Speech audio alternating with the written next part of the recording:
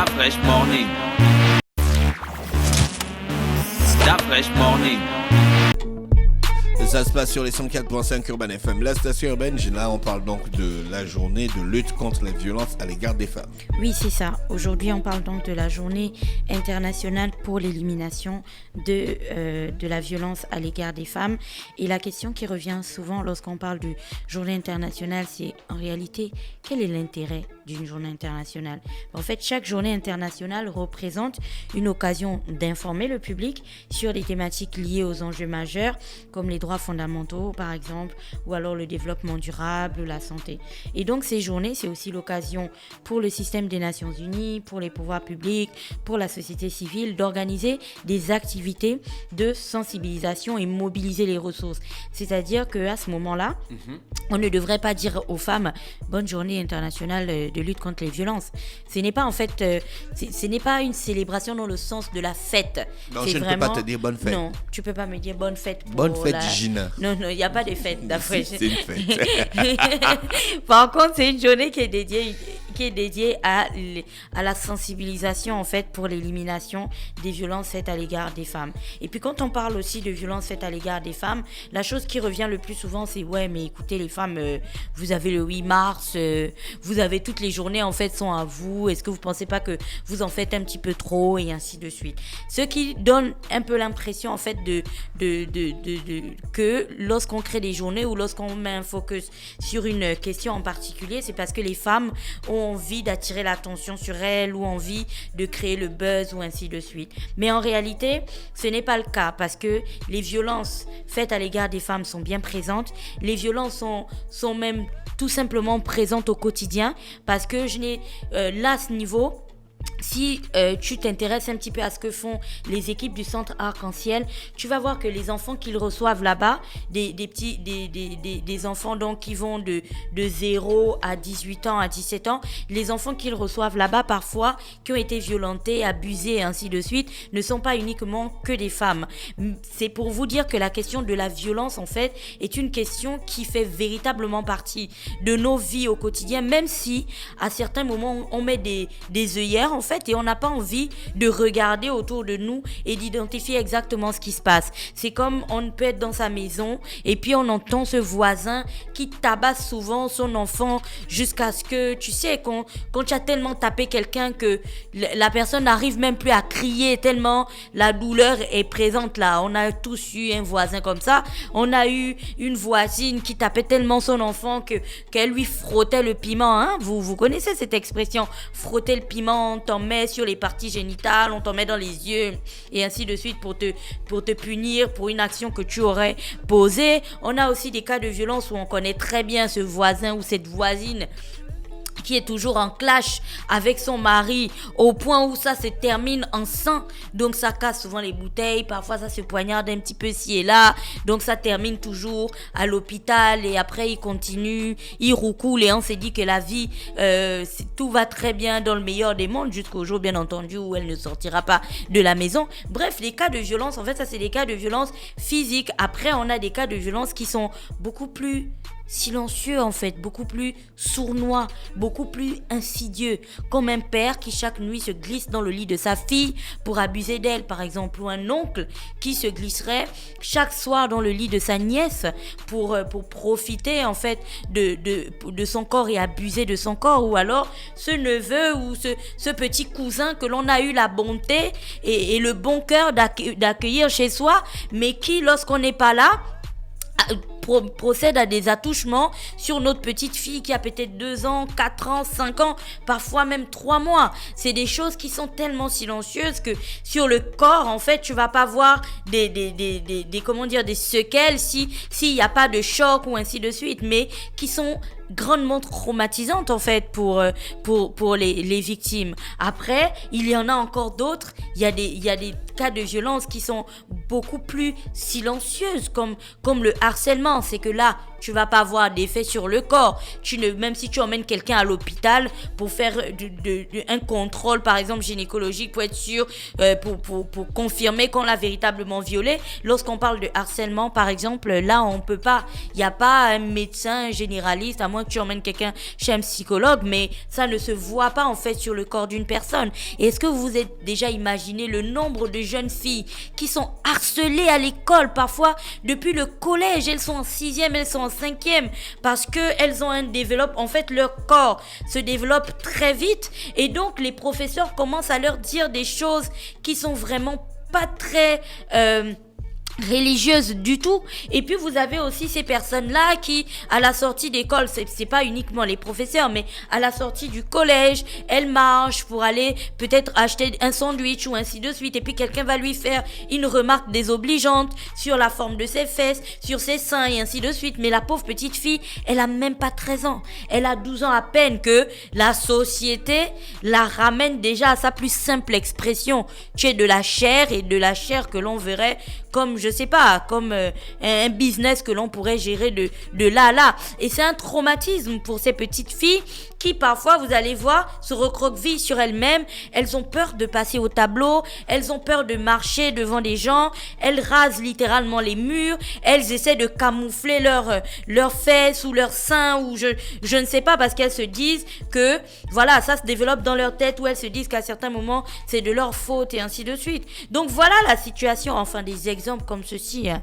On pourrait y passer la journée. Il y en a tellement que rien que pour Libreville et le Gabon, si on commençait à en citer, il y en a un chapelet, quoi. Mais vraiment, il y en a à tous les coins de rue, et tous les jours, on vit ça. Même dans les entreprises et ainsi de suite, ou alors au travail, vous savez, ces serveuses dans les bars et tout, où les clients se sentent toujours obligés de leur donner une petite tape sur les fesses parce qu'ils pensent que ça fait partie en fait de l'activité professionnelle de la dame, mais qui a trop peur de perdre son travail et qui n'ose pas parler du tout. Et tout ça, en fait, c'est des choses que l'on voit au quotidien dans Libreville. Et c'est ça, quand on parle de violence faite à l'égard des femmes, c'est de ça dont on parle. Et donc, aujourd'hui, j'avais pas envie de faire une rubrique pour vous présenter, en fait, les différents types de violences, parce que les petits exemples que je viens de donner, ça prend du sens dans la tête de plusieurs personnes aujourd'hui, parce qu'on sait très bien, en réalité, quand on fait quelque chose de mal, quand on fait quelque chose de pas bien, quand on fait quelque chose qui ne rentre pas dans la morale, en fait, qui n'est pas bien, si on peut le simplifier comme ça, on le sait. Même quand on fait genre, ouais, mais au fond de nous, on sait que c'est pas bien. Lorsqu'on parle à une petite fille de choses qui ne sont pas de son âge, parce que on met en avant toute sa perversion, on sait au fond de nous que ce n'est pas bien.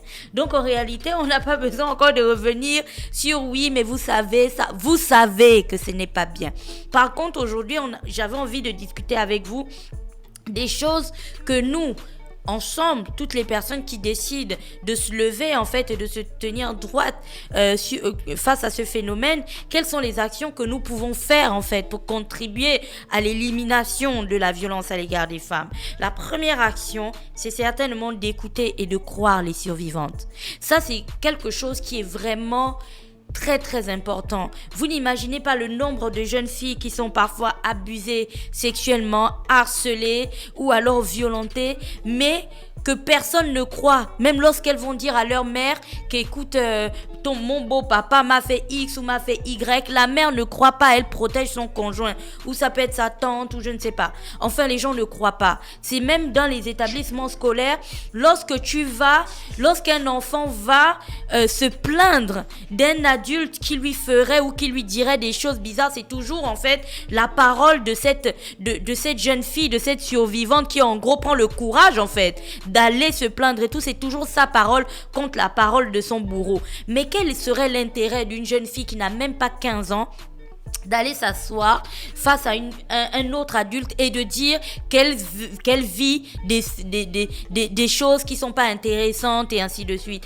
Si vous connaissez votre jeune fille et que vous savez que c'est une jeune fille qui est droite, c'est quelqu'un qui ne ment pas, c'est quelqu'un qui est assidu à l'école, ou même si elle a un comportement qui est façon comme on dit d'habitude, mais pour qu'un enfant puisse concevoir cette chose-là dans sa tête et venir le dire, il faut quand même avoir un petit degré de... C'est pas possible. La première chose à faire, c'est commencer d'abord par croire en ce qu'on vous dit. Et c'est pareil aussi pour les femmes. René en parlait hier lorsqu'on parlait du viol conjugal. Lorsqu'une femme vous dit que dans son ménage, elle ne se sent pas bien, il faut arrêter avec les qu'est-ce que tu as d'abord fait pour qu'il te fasse ça. Il faut écouter et il faut écouter sa version, il faut croire en ce qu'elle dit. Le deuxième point, c'est montrer à la génération qui vient comment on doit se comporter et les inspirer en fait. Et là, ça part, c'est vraiment quelque chose qui est adressé à mon sens aux petits garçons. Parce qu'aujourd'hui, quand tu es un père et que tu te balades avec ton fils et que quand tu vois, vous allez prendre un verre quelque part, il a quoi? Il a peut-être 8 ans, il a 10 ans, vous allez prendre un jus ensemble ou manger une glace et qu'il y a une femme qui passe et que ton fils voit la manière dont tu traites les femmes. C'est de cette manière-là qu'il se dira qu'en réalité, on doit traiter une femme. Parce que c'est bizarre comment il y a une déconnexion en fait entre, si tu parles à un homme de sa mère sera sa reine. Ce sera genre la femme, la meilleure femme du monde, celle celle sur laquelle on ne doit pas du tout, celle dont on ne doit pas du tout toucher et ainsi de suite. Mais de la même manière, il verra une autre femme et il va quand même la voir comme un objet. Donc, ou comme quelque chose. Mais c'est ce que je dis, c'est absurde en fait. Tu vois, il y a une sorte de déconnexion dans la tête et il faut rompre avec ça parce que la jeune femme aujourd'hui à qui on fait le popopo, tu connais la chanson et ainsi de suite, oui, tu connais la chanson, je vais te donner le titre, c'est aïeux, c'est aïeux, donc c'est dans l'album de Bassassi. La jeune femme à qui on fait ça, ben elle pourrait être mère, elle pourrait être mère aussi, ça, elle va être une mère. Donc de la même manière qu'on respecte sa mère qui est une femme, on devrait en fait enseigner le respect de la femme aux petits garçons pour que quand ils grandissent, ils ne voient pas les femmes comme des objets, mais véritablement en fait comme des partenaires en fait. Pour la petite histoire, les femmes, c'est près de 50% aussi de la population mondiale. Donc, ce serait un petit peu bizarre de les voir comme des objets et de penser le développement du monde avec les autres 50% seulement de sa population. C'est comme si on avait deux mains et qu'on décidait délibérément de n'en utiliser qu'une seule. C'est un petit peu absurde. Le troisième point, c'est plaider pour des réponses et des services adaptés. Et ça, c'est vraiment quelque chose qui est adressé à tout le monde. Aujourd'hui, ce n'est pas parce que on n'est pas victime de violence que ça ne nous concerne pas. Comme a dit un de nos grands, à chaque fois que l'on laisse passer une injustice, on contribue à faire reculer l'état de droit. Quand vous regardez quelque chose qui se passe ailleurs, votre voisine qui est traumatisée ou je ne sais pas qui est battue au quotidien, et vous fermez les yeux parce que cela ne vous concerne pas, mais peut-être que ça ne vous concernera pas le temps de votre vie. On ne vous battra peut-être pas, mais ça concernera peut-être votre fille, la fille que vous mettrez au monde, ou votre nièce, ou je ne sais pas. Donc on gagnerait toutes en réalité à se battre et à faire en sorte qu'il y ait des réponses adaptées, des réponses dans le pays adaptées, notamment des réponses légales adaptées en fait à la sanction de ce type de comportement. Parce que ça peut être l'enfant de la voisine qui a 3 mois qui a été violé et puis on ferme vite ses portes et puis on dit que les voisins vraiment faut plus les fréquenter, c'est des gens de mauvaise moralité. Mais on ne sait pas qui est dans sa famille et qui pourrait aussi faire ce genre d'action. Après, il faut enseigner. L'autre point, c'est qu'il faut enseigner aux petits garçons la notion de consentement. Le consentement. Lorsqu'il y a relation sexuelle, ça c'est vraiment pour les violences sexuelles. Lorsqu'il y a relation sexuelle, il y a la notion de consentement. Bébé, je veux de toi. Oui, moi aussi je veux. Et puis voilà, on profite de... Il t'a dit que bébé, il voulait de toi. C'est comme ça qu'il t'a dit. Non, c'est pas comme ça qu'il a dit. Mais on le sait. Dès l'instant où tu commences, parce qu'il y a des choses bien entendu qui n'ont pas, on n'a pas besoin de mettre des mots dessus. Mais dès l'instant où tu touches la main, où tu touches la cuisse et elle dit non, c'est qu'il n'y a pas le consentement. Il faut arrêter de penser. Et c'est une chose, vous savez que c'est vrai. Au Gabon, quand quelqu'un dit non, c'est comme si c'était, tu sais, les jeux où quand tu grattes comme ça, on dit insister encore là. dans les capsules, il y avait... Essayez encore. Essayez encore, voilà. Ça va marcher la prochaine fois. Voilà, c'est ça en fait au Gabon. Quand quelqu'un dit non, c'est comme s'il avait gratté en fait une case qui était marquée « Essayez encore ». Donc, il persiste en se disant que tu vas finir par dire oui. Mais messieurs, aujourd'hui, il faudrait peut-être que vous intégriez le fait que non, en fait, c'est non. Si vous me dites oui, mais parfois elles disent non et puis elles disent oui. Mais quand elle a dit non, tu pars. Quand elle dira oui, elle reviendra. Et tu décideras si tu es toujours intéressé ou pas. Mais il faut arrêter avec le non. Et puis on passe à un essayer encore. C'est un cas social, quoi. Le 5e point, c'est qu'il faut apprendre à lire les signes d'abus et souvent et aussi travailler à découvrir comment on peut aider.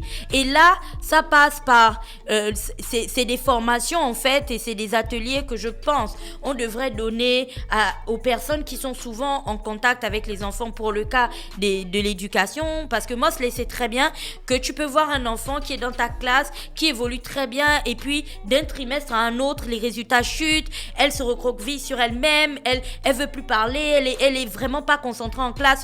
C'est là, à ce moment, que tu comprends qu'il y a un problème. Après, il faut emmener, en fait, la jeune fille à se confier et à dénoncer, à dire exactement ce qui se passe dans le cas où elle serait victime de ce genre de choses. Et c'est en ça que il y a des conseillers, voilà, il y a des conseillers psychologiques dans les établissements qui sont très importants et donc que l'on devrait réactiver à l'heure actuelle. À côté de ça, il y a aussi toutes les personnes au travail. Il y a des femmes au travail aussi qui sont victimes de harcèlement. Il y a des femmes qui sont victimes de violences dans leur maison. Tu sais, elle vient là tout le temps des bandages, de trucs et puis elle dit non, mais là je me suis brûlée avec ça. Oh non, là je suis tombée là-bas et ainsi de suite. On devrait tous pouvoir identifier en fait les signes. Et de la même manière qu'on a des numéros verts pour alerter pour X ou pour Y situation, on devrait aussi avoir des numéros verts en fait pour alerter qu'il y a peut-être une femme là-bas qui est en détresse et qui a peut-être peur de s'enfuir et ce genre de choses. Là, le 6e point, c'est qu'il faut engager la conversation. Il y a des gens, lorsqu'elles commencent, tu sais, c'est dans l'inconscient populaire et je l'ai déjà entendu plusieurs fois où des gens disent ouais mais tu sais il y a des femmes elles aiment quand tu la bats parce qu'après la réconciliation va être haute et tout ça. Ça n'existe pas quelqu'un qui aime que tu lui fasses du mal, tu lui casses un bras ou une jambe. C'est pas possible. Ça c'est le bourreau qui met dans sa tête qu'en fait sa victime aime qu'on lui fasse ça. Mais comme disait le docteur Dupagne, à certains moments en fait, lorsque la violence est tellement traumatisante pour la victime, il y a une déconnexion entre le corps de la victime et son esprit. Vous allez l'écouter dans l'émission où parfois les victimes de viol, on se demande pourquoi elles n'ont pas réagi, pourquoi elles n'ont pas crié, pourquoi elles n'ont pas griffé, et ainsi de suite. C'est que le choc est tellement violent, la chose qui se passe est tellement grave que ça fait une déconnexion en fait entre son inconscient et son corps. Donc le corps reste là, il se fait violer, il se fait tabasser et puis l'esprit va ailleurs. Donc il faut bien discuter avec les gens pour comprendre en fait, parce qu'il y a personne au monde qui aime se faire violer et il y a personne au monde qui aime se faire tabasser, poignarder et ainsi de suite. Le 7e point, on en a 10, c'est qu'il faut vous opposer à la culture du viol. La chose où, ouais, mais tu sais, les femmes, elles aiment quand tu les prends un peu comme ça, là, avec un peu de vigueur et de violence. Non. Ça, c'est vraiment mettre dans la tête des gens, en fait, légitimer cette culture du viol, comme on l'appelle. La sexualité violente et ainsi de suite qui est véhiculée, où tu vas étrangler quelqu'un, où tu vas... Non, ça là, ce n'est pas la vraie vie. Et ça passe dans l'éducation, notamment lorsqu'on parle d'éducation sexuelle dans les établissements scolaires, si ça existe encore. Il faut enseigner aux enfants que ce n'est pas ça, en fait, vivre sa sexualité. Ce n'est pas se faire tabasser, gifler à tous les coups, étrangler ou je ne sais pas. Ça n'a pas de sens du tout.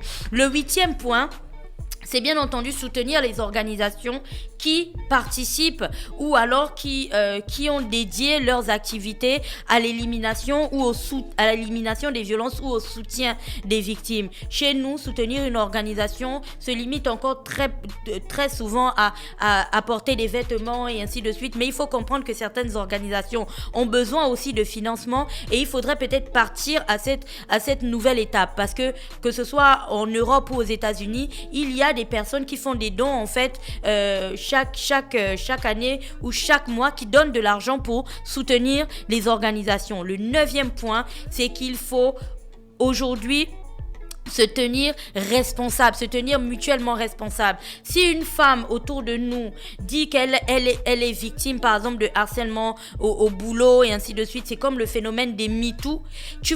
Faut pas que les autres femmes qui soient dans le bureau où on a dit que c'est un collègue qui harcèle et qui n'ont jamais eu l'occasion ou alors la possibilité ou le courage de le dire, la voient en fait comme la dame qui emmène les problèmes dans le bureau, qui dénonce des trucs dont elle ne devrait pas parler. On doit toutes se soutenir, on doit surtout soutenir aussi la personne victime de violence et c'est valable aussi pour les mecs. La plupart du temps, on va mettre la victime dans une catégorie, oui, c'est toi le mouton en fait, la brebis galeuse, c'est toi qui emmène les problèmes ici et ce genre de choses. Et le 10e point, c'est avoir des statistiques claires. C'est-à-dire qu'aujourd'hui, si on a envie de comprendre le phénomène de violence, en fait, et si on a envie de l'expliquer, on ne pourrait le faire de manière beaucoup plus impactante que si on présente bien les statistiques. Parce que si vous avez les statistiques de plaintes pour viol au Gabon, vous allez avoir froid dans le dos parce que rien que les titres des journaux, et comme on le dit souvent ici, ce ne sont pas toutes les situations qui sont reprises par l'Union. Rien que les titres des journaux vous donnent une visibilité du phénomène. Mais si vous alliez seulement à la police et que vous preniez les statistiques des cas de viol ou d'agression sur les femmes, croyez-moi, vous allez vous rendre compte que notre société est une société cruellement violente. Donc voilà ce que je voulais partager avec vous aujourd'hui et j'espère que ça participera à, bien entendu, emmener plus de personnes dans ce combat. Merci Gina, c'était le petit clin d'œil civique ce matin sur les 104.5. Stop Fresh Morning.